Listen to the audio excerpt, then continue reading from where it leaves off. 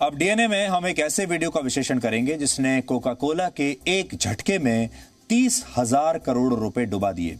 ये वीडियो इस समय काफी वायरल है और शायद आपने भी इसे अब तक देख लिया होगा, लेकिन इस वीडियो के पीछे की असली खबर क्या है आज हम आपको बताने वाले हैं। पहले इस वीडियो की बात करते हैं जो फुटबॉल की सबसे बड़ी चैंपियनशिप्स में से एक यूरो कप की एक प्रेस कॉन्फ्रेंस का है, जिसमें दुनिया के मशहूर फुटबॉलर क्रिस्टियानो रोनाल्डो को कोका कोला की बॉटल्स अपने सामने से हटाते हुए देखा जा सकता है। देखिए आप, रोनाल्डो ने न सिर्फ कोका कोला की इन बॉटल्स को अपने सामने रखी टेबल से हटा दिया, बल्कि इन्हें कैमरे के फ्रेम से भी बाहर कर दिया और साथ में रखी पानी की एक बोतल उठाकर ऐसा इशारा किया कि कोका कोला की बोतल से अच्छा पानी है।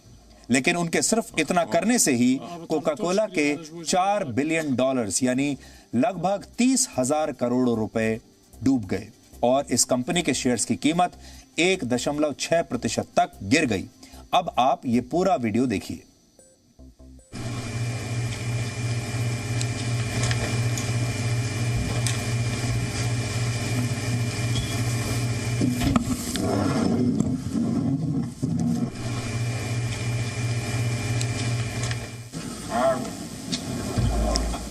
Coca-Cola. Então, boa tarde a todos. Queria dar as boas-vindas à conferência de imprensa da antevisão do Portugal-Hungria, do Euro 2020. इस वीडियो में रोनाल्डो जब आए तो सबसे पहले उन्होंने कोका कोला की दोनों बॉटल्स जो थी उन्हें हटाया, फिर नीचे से एक पानी की बोतल उन्होंने उठाई और साथ ही ये भी कहा पानी, वाटर। अब इस वीडियो ने कोका कोला के करोड़ों रुपए तो डुबा ही दिए, बल्कि इससे ऐसी कंपनियों की सॉफ्ट ड्रिंक्स की भी आलोचना होने लगी है और इस आलोचना का कारण थे खुद क्रिस्टियानो रोनाल्डो। लेकिन इस आलोचना और कोका कोला को हुए नुकसान के बाद क्या हुआ, अब हम आपको बताते हैं। यह कहानी बड़ी दिलचस्प है। प्रेस कॉन्फ्रेंस में कोका कोला की बोतल्स हटाने वाले क्रिस्टियानो रोनाल्डो वर्ष 2006 में कोका कोला की सॉफ्ट ड्रिंक्स का प्रचार खुद कर चुके हैं और आज हमारे पास उनकी ये तस्वीरें भी हैं। अब लोग पूछ रहे हैं कि कोका कोला के लिए विज्ञापन कर चुके रोनाल्डो ने अब ऐसा क्यों किया।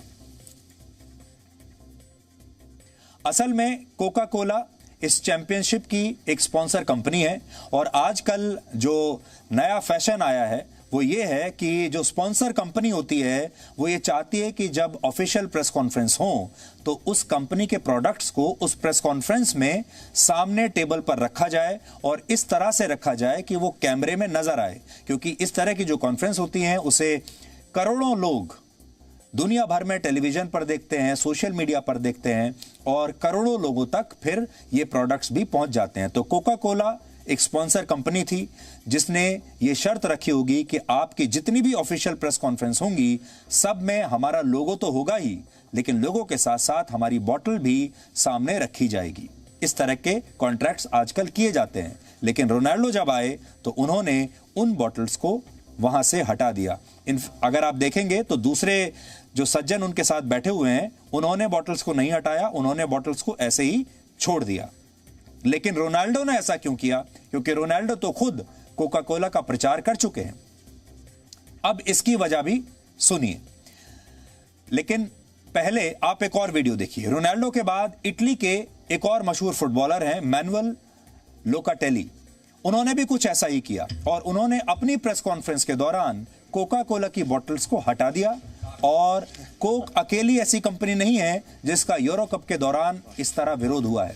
फ्रांस के मशहूर फुटबॉलर पॉल पोग्बा ने भी अपनी एक प्रेस कॉन्फ्रेंस के दौरान उनके सामने रखी हेनिकेन की अल्कोहल फ्री बियर को ऐसे ही हटा दिया था। इस्लाम धर्म में शराब को कुफ्र माना गया है, यानी इसमें सच्चे मुसलमान को शराब पीना मना है और इसीलिए पॉल पोग्बा ने ऐसा किया क्योंकि वो इस्लाम को मानते हैं। और ऐसा नहीं है कि यह विरोध कोका कोला और हेनिकेन तक ही सीमित है। यूरो कप की एक और स्पॉन्सर कंपनी फोक्सवैगन का भी विरोध हो चुका है। 15 जून को फ्रांस और जर्मनी के बीच खेले गए एक मैच के दौरान एक व्यक्ति पैराशूट के साथ ग्राउंड पर उतर गया और उस व्यक्ति ने ऐसा इसलिए किया क्योंकि फोक्सवैगन पर धोखाधड़ी करके अमेरिका में अपनी गाड़ियों से प्रदूषण फैलाने का आरोप है और इसके लिए इस कंपनी पर वहां $25 बिलियन यानी 1,87,000 करोड़ रुपए का जुर्माना लग चुका है। तो क्योंकि ये कंपनी प्रदूषण फैला रही है, इसका विरोध करने के लिए ये प्रदर्शनकारी एक नए अंदाज में पैराशूट के जरिए फुटबॉल के मैदान में उतर गया। अब सवाल है कि इन सारी कंपनियों का विरोध आखिर हो क्यों रहा है? तो विरोध की वजह यह है कि इस तरह के स्पोर्ट्स इवेंट्स बहुत लोकप्रिय होते हैं और ये लोगों को सीधे तौर पर प्रभावित करते हैं। खेल के बहाने बड़ी बड़ी मल्टीनेशनल कंपनियां अपने प्रोडक्ट्स को बेचती हैं क्योंकि वो स्पॉन्सर करती हैं इन सारे इवेंट्स को और लोग इन प्रोडक्ट्स से इसके बाद जुड़ जाते हैं। अमेरिका की एक मैगजीन सोशल मीडिया वीक द्वारा की गई एक स्टडी के मुताबिक जब कोई बड़ा सेलिब्रिटी या कोई बड़ा खिलाड़ी किसी प्रोडक्ट को एंडोर्स करता है तो उस प्रोडक्ट की बिक्री काफी बढ़ने लगती है और इस दौरान लोग ये भी नहीं देखते कि उस प्रोडक्ट से उनके स्वास्थ्य को कितना नुकसान होता है। उदाहरण के लिए जब वर्ष 1986 में फीफा वर्ल्ड कप का आयोजन मैक्सिको में हुआ था तब अमेरिका की एक बड़ी टोबैको कंपनी आरजे रेनॉल्ड्स इसकी प्रमुख स्पॉन्सर कंपनी थी। लेकिन उस समय मैक्सिको में सिगरेट के विज्ञापन पर पूरी तरह पाबंदी थी और इसी वजह से इस कंपनी को स्पॉन्सरशिप से हटाने की मांग की गई। लेकिन फीफा के तत्कालीन अध्यक्ष ने मैक्सिको की सरकार पर इसके लिए दबाव डाला और मैक्सिको कानून होने के बावजूद खेलों का आयोजन कराने के लिए तैयार हो गया। ऐसा कहा जाता है कि उस समय इससे मैक्सिको में सिगरेट का क्रेज लोगों के बीच बहुत बढ़ गया था। एक दिलचस्प बात यह भी है कि 20वीं शताब्दी की शुरुआत में सिगरेट के पैकेट्स पर कैंसर जैसी चेतावनियां नहीं छापी जाती थी, बल्कि इस पर फुटबॉल का चिन्ह छपा होता था और लोग सिगरेट पीना फैशन का एक हिस्सा मानते थे और आज भी कई लोग ऐसा मानते हैं।